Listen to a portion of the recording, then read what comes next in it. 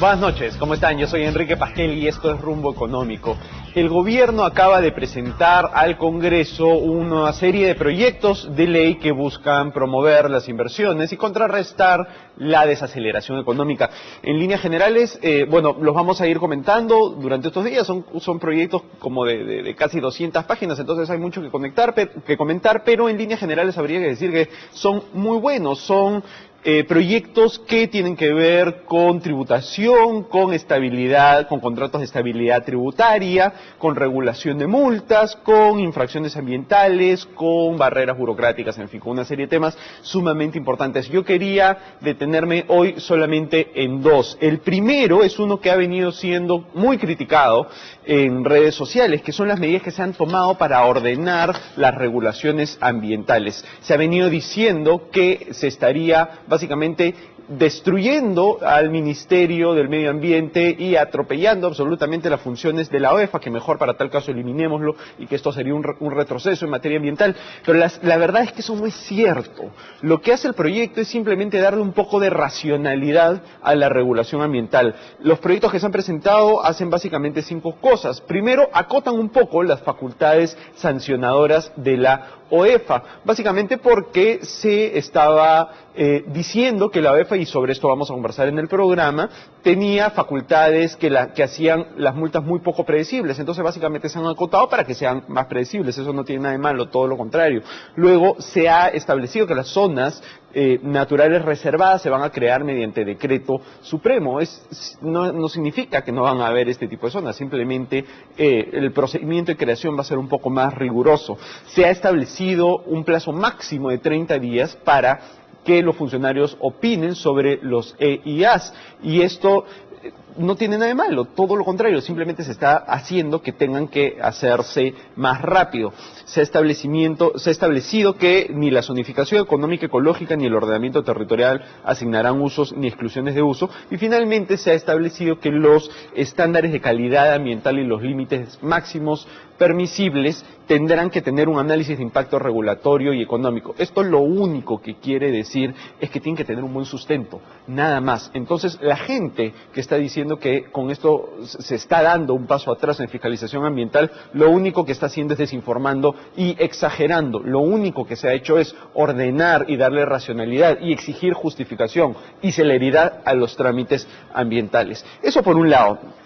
Por otro lado, quería comentar otra de las medidas que se ha propuesto que, entre todas, que en general son muy positivas, esta es la que a mí me parece un error, que es que el gobierno ha anunciado que creará un nuevo fondo de 600 millones de soles para ayudar a las MIPES, y luego se ampliará un fondo ya existente hasta 1.200 millones de soles. Esto básicamente para darle crédito a la micro, pequeña y mediana empresa. El problema acá es que si bien estas empresas muchas veces tienen dificultades para acceder a financiamiento privado, esto tiene que ver con una razón práctica real, que es que son empresas más riesgosas. Entonces, si el gobierno les presta, lo que está sucediendo es que está haciendo que nosotros los contribuyentes les prestemos dinero. ¿Y por qué nosotros los contribuyentes deberíamos asumir un riesgo que voluntariamente las entidades financieras no quieren asumir? Esto a mí sí me parece criticable, me parece, si quieren, un acto que linda hasta con el populismo, pero en fin, creo que este es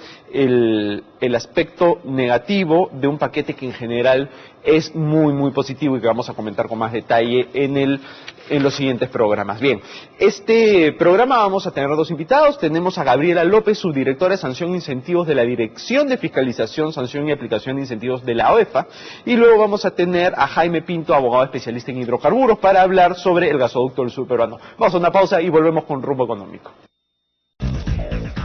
Bien, estamos de vuelta con Gabriela López. Gabriela es subdirectora de Sanción e Incentivos de la Dirección de Fiscalización, Sanción y Aplicación de Incentivos del OEFA. Con ella vamos a hablar sobre las últimas medidas que ha propuesto el Ejecutivo para cambiar las facultades de fiscalización del OEFA y los incentivos para empresas que tengan buenas prácticas ambientales. Gabriela, ¿cómo estás? Gracias por venir a Rumbo Económico. Muchas gracias a ti, Enrique. Cuéntame, ¿qué piensan en el OEFA sobre este paquete de medidas que está proponiendo el legislativo, que básicamente restringiría un poco las facultades que ustedes tienen? Yo no lo veo como que restringiría. De hecho, como tú lo has mencionado, lo que hacen las medidas es justamente promocionar mucho más las medidas de remediación y corrección de las conductas infractoras. En realidad, la visión de la OEFA siempre ha sido justamente priorizar esas medidas. Nosotros tenemos como facultad establecer medidas correctivas dentro de los procedimientos sancionadores. Entonces siempre hemos considerado que esas son medidas muy importantes y estamos en línea con ello. Ahora, la crítica que se le venía haciendo a la entidad de la cual tú formas parte y que es la razón por la cual el Ejecutivo está proponiendo estas medidas legislativas, es que se decía que el OEFA pondría multas de manera muy discrecional, de manera arbitraria, tenía multas muy altas. Además, ¿a qué crees que se veían estas críticas? Mira, qué bueno que toques ese punto. Justamente para mencionarte, el OEFA, yo he trabajado en otras instituciones públicas también, y el OEFA tiene una metodología muy buena, que de repente, bueno, esta es la metodología, la tenemos en la página, en el portal de la página web. ¿Nos la puedes explicar un poco? Sí, claro, perfecto. Y esta metodología, como te decía, yo he trabajado en otras instituciones, y la metodología tiene un fundamento teórico bien interesante, que de repente no está todo contenido en un manual, digamos, pero hay un fundamento teórico muy importante relacionado a incentivos también.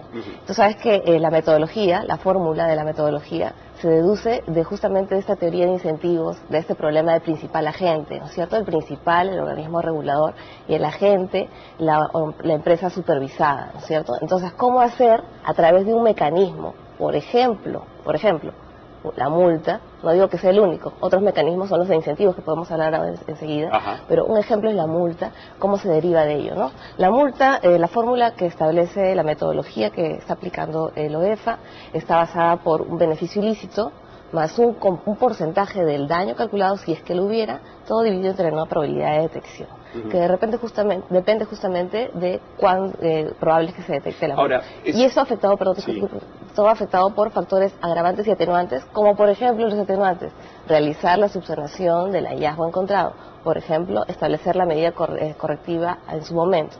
Y eso hace que la multa, por ejemplo, se reduzca, ¿no? Ahora, yo he revisado esa metodología, efectivamente es una metodología teóricamente bien sustentada. Sí.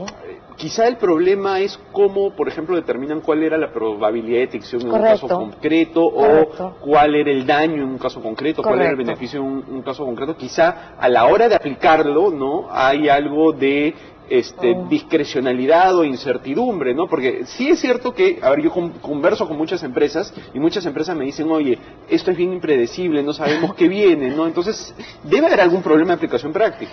Mira, te comento que en otras instituciones la probabilidad de detección sí hay como un rango de discrecionalidad, ¿no? La probabilidad de detección puede ir de 0 a 1. Lo que se ha tratado de hacer con la metodología de la OEFA es establecer desde ex ante, digamos, cuáles son estos niveles y a qué están asociados, ¿cierto? Entonces una probabilidad media está asociada a una supervisión regular, que se hace con cierta periodicidad, que está programada. Entonces, en realidad, yo creo que esa crítica no tendría mucha cabida con esta metodología en particular, pero en general el cálculo de multas podría tener esas críticas, pero en realidad la metodología que viene aplicando la OEFA es bastante predecible, que es lo que se ha tratado de buscar, ¿no? Pero como te decía, esto de la metodología... Es bastante predecible. ¿Tú crees que una empresa...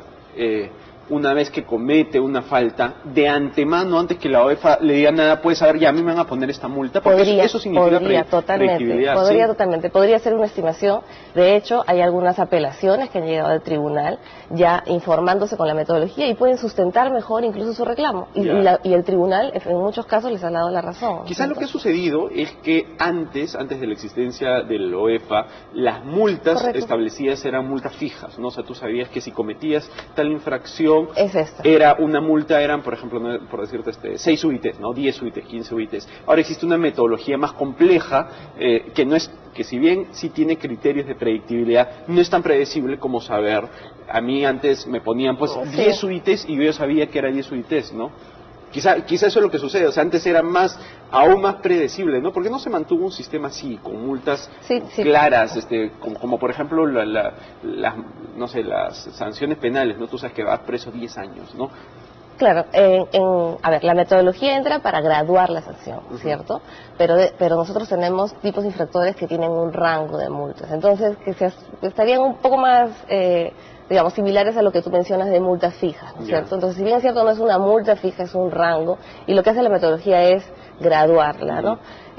Sí, pero el tema de multa fija o metodología es incluso un debate hasta Sí, es complejo, académico. Es complejo, pero quizá tiene que ver con eso la reacción que ha tenido la gente a pensar, oye, antes era más predecible, ¿no? Sí, también podría puede ser. tener Pero como te decía, el tema de las multas es un enfoque de los incentivos. Hay otro bloque, que es el tema de los incentivos económicos, que están relacionados con la resolución que ha salido del MINAM, ¿no? Yo quería hablar de eso. Sí. Se ha señalado que se van a dar incentivos económicos a las empresas que tengan buenas prácticas, Sí. ¿no? A diferencia de multar, se les va a premiar. Cuéntanos Sí, cómo me es parece eso. buenísimo. Es una medida complementaria, en realidad. Ya. Como te decía, todo este enfoque de incentivos se maneja como que por dos flancos, ¿no? Uno es el flanco de comando y control, que viene a ser establecer las reglas, las regulaciones, los límites, y después viene la sanción, que es un poco cómo está funcionando. Claro. Y el otro flanco, que es complementario, y en muchas jurisdicciones a nivel internacional funcionan complementariamente, es el tema de los incentivos económicos.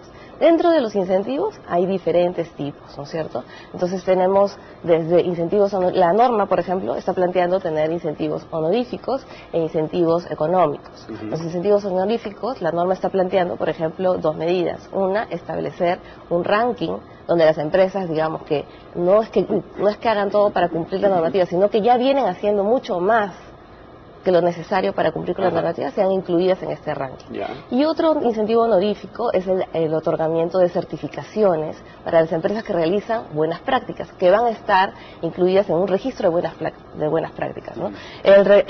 La medida la resolución ministerial también establece que el OEFA tiene que reglamentar ese registro de buenas prácticas, ¿no? Y reglamentar todo este régimen de incentivos que ha sido creado, ¿no?